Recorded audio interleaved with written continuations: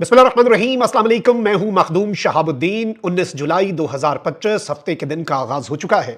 कुछ बड़ी आम तरीन डेवलपमेंट्स हैं। एक जानिब तो मोदी सरकार का सियासी जनाजा निकल चुका है। इससे पहले सिर्फ चहमगोइयां थी, इससे पहले सिर्फ और सिर्फ कयास आराइयां थी, इससे पहले सिर्फ और सिर्फ क्लेम्स थे, दावे थे। लेकिन अब फ्रांस से मोदी पर बॉम्ब शेल गिराने वाली खबर आ चुकी है और पाकिस्तान की एक नई और बड़ी जीत सामने आई है। इसके साथ ही साथ फजाई हुदूद पर भी भारत को अब तक का बड़ा धचका लगा है और पाकिस्तान ने भारत को किस तरह से करोड़ों अरबों का नुकसान पहुंचाया है और भारत अभी भी सारे के सारे नुकसानात जो है वो उठा रहा है और उठाता रहेगा। इस हवाले से भी कुछ डिटेल्स हैं जो आपके सामने रखनी है। और एक ऐसे मौके पर जब भारत एक मर्तबा फिर तैयारियां कर रहा है, जब भारत जो है वो एक मर्तबा फिर पर तोल रहा है पाकिस्तान के खिलाफ, एक फॉल्स फ्लैग अपने मुल्क में करके फिर नई स्ट्राइक की जाए, सिंदूर 2.0 करके मोदी अपनी पॉलिटिक्स बचाए। लेकिन एन उसी मौके के ऊपर क्या हुआ है जी, एक तरफ तो मोदी जो है उसकी इमेज का बेड़ा गर्क होकर रह गया हुआ है ऑपरेशन सिंदूर की नाकामी के बाद। भारत में उसकी पॉलिटिक्स जो है डोमेस्टिक सतह पर उड़ गई है। अच्छा, बाय द वे मैं आपको यह बताऊं कि बर्तानिया के अंदर रॉयल इंटरनेशनल एयर शो भी चल रहा है। अब रॉयल इंटरनेशनल एयर शो है यूके में, तमाम जो ममालिक हैं दुनिया के अहम तरीन, उनकी एयरफोर्स जो है वो वहां पर है और वहां पर पाकिस्तान के जो वाइस एडमिरल फैसल अब्बासी हैं वो भी शरीक थे। अब उन्होंने एक बड़ी दिलचस्प बात की और उन्होंने मीडिया से गुफ्तगू की और उन्होंने कहा कि पाकिस्तान एयरफोर्स के लिए यह फख्र का मौका है, तमाम पाकिस्तानियों के लिए भी फख्र का मकाम है कि जो पाकिस्तान ने अपनी एरियल सुपीरियरिटी दिखाई। और याद रखिएगा, राफेल फ्रांस बनाता है और फ्रांस का सदर इमैनुअल मैक्रोन ये कह चुका है कि पाकिस्तान और भारत के दरमियान जो फसाई टाकरा है वो तारीख का, हालिया तारीख का बहुत बड़ा और सबसे बड़ा और सबसे अहम और सबसे इंपॉर्टेंट तरीन एरियल डॉग फाइट थी जो रिसेंटली हुई। अब जो पाकिस्तान के वाइस एडमिरल फैसल अब्बासी, उन्होंने कहा कि भारतीय एयर चीफ से भी मैं मिला हूं और उनसे पूछा कि आपने नुमाइश में हमारा JF-17 थंडर देखा है। पाकिस्तान एयरफोर्स की कामयाबी की हर कोई तारीफ कर रहा है, यानी कि पूरी दुनिया का जो एयर फोर्सेस का एक पूरा नेटवर्क है वो सारे इस शो में आए हुए हैं और सब जो है उनकी मरकज़े निगाह इस वक्त पाकिस्तान एयरफोर्स बनी हुई है। और यहां तक कि पाकिस्तान के एडमिरल जो हैं उन्होंने भारतीय एयर चीफ से पूछा कि भाई पाकिस्तान का JF-17 थंडर देखा है, नुमाइश में आया हुआ है।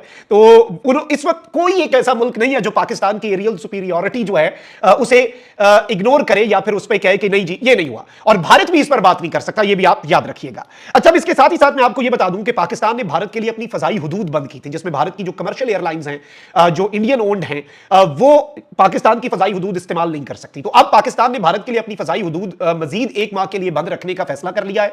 पाकिस्तान एयरपोर्ट अथॉरिटी ने फजाई हुदूद की बंदिश का नया नोटम जारी किया है। नोटम के मुताबिक भारतीय एयरलाइंस के लिए 23 अगस्त तक पाकिस्तान की फजाई हुदूद बंद रहेंगी। महीने महीने का यह नोटम होता है और भारतीय रजिस्टर्ड तमाम तैयारों पर पाकिस्तान की फजाई हुदूद इस्तेमाल करने पर मुकम्मल पाबंदी होगी।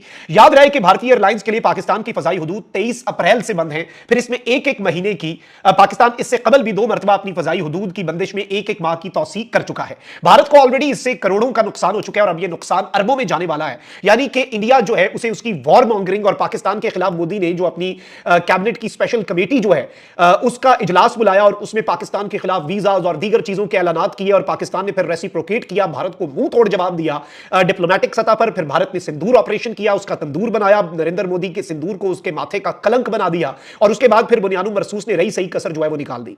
अब इस वक्त नाज़रीन किराम भारत के लिए बुरी खबर यह है कि फ्रेंच ऑडिट टीम जो है उसके हवाले से ये जराए बता रहे हैं कि फ्रेंच ऑडिट टीम ने ये कहा है कि we believe that 4 Rafale aircraft are missing from Indian air force fleet. यानी इंडिया की एयरफोर्स ने अभी तक ऑफिशियली ये नहीं माना कि भाई हमारे इतने राफेल गिरे। और मैंने आपको ये भी बताया था कि रिसेंटली इन्होंने पिछले 2 हफ्ते पहले बल्कि राजस्थान में पाकिस्तान के बॉर्डर के करीब जंगी मशक़ें की। कहते हैं कि हमारा जगुआर त्यारा गिरा है और 2 पायलट उसमें मारे गए हैं। एक पायलट उस त्यारे में बैठ सकता है तो दूसरा पायलट, उसमें इम्कान यह जाहिर किया जा रहा था कि भारत अपने पाकिस्तान के साथ जो लड़ाई हुई उसमें मरने वाले पायलट्स को यहां पे डाल के, जाहिर बात है प्रेशर है अंदर से कि भैया एहसास दो, बंदा मरा है मुल्क के लिए, आप उसकी मौत को भी इग्नोर कर रहे हैं, त्यारे गिरने को भी इग्नोर कर रहे हैं, क्योंकि सारी बात है अगर मौत को एक्सेप्ट करते हैं तो इसका मतलब है त्यारा गिरा, उसे हिट हुई।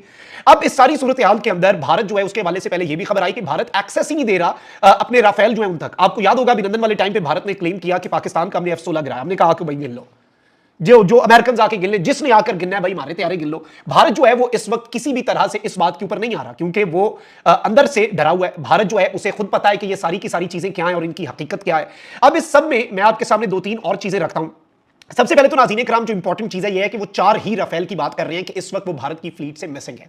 ये भारत के लिए एक और शिकस्त और भारत के लिए एक और जन्नाटेदार थप्पड़ है। अच्छा, अब इसके साथ ही साथ नाज़रीन इकराम अमेरिका का जरीदा है ब्लूमबर्ग।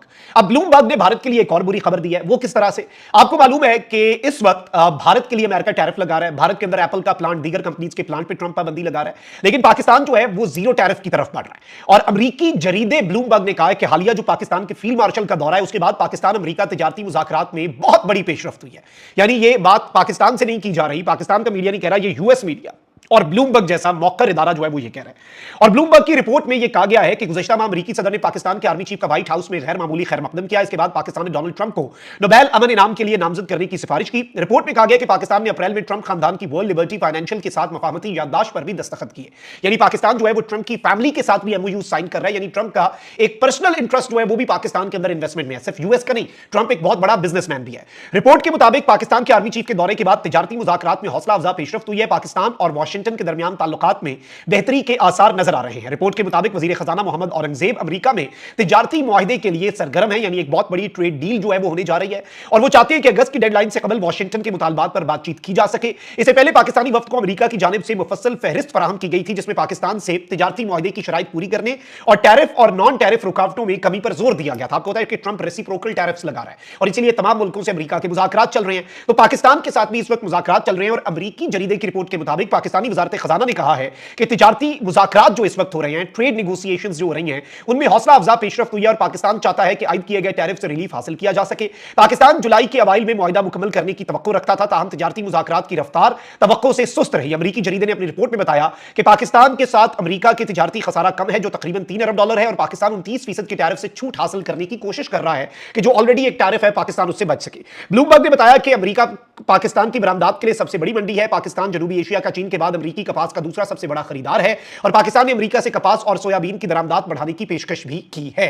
यानी एक बहुत ही बड़ी चीज है ये और ट्रेड डील की तरफ पाकिस्तान बढ़ रहा है। अमेरिका ने पाकिस्तान को जो आर्म्स की सप्लाई दिहाइयां कबल रोक दी थी वो एक मरतबा फिर शुरू कर दी है। Pakistan is once again going to get F-16 तैयारे जो है वो पाकिस्तान को मिलने जा रहे हैं। इंडिया के लिए अमेरिका के पास क्या है? सिर्फ और सिर्फ ठेंगा, सिर्फ और सिर्फ बेइज्जती और सिर्फ ट्रंप जो है उसकी धुतकार। और नरेंद्र मोदी जो है वो इस वक्त बिल्कुल ना घर का रहा है, ना घाट का, ना रीजन में उसकी ताकत है, ना वहां पर। तो हर जगह से बेइज्जती ही नरेंद्र मोदी का इस वक्त हमें मुकद्दर नजर आ रही है। कमेंट सेक्शन में राय का इजहार जरूर करें। अपना बहुत ख्याल रखें। अल्लाह निगहबान। पाकिस्तान जिंदाबाद।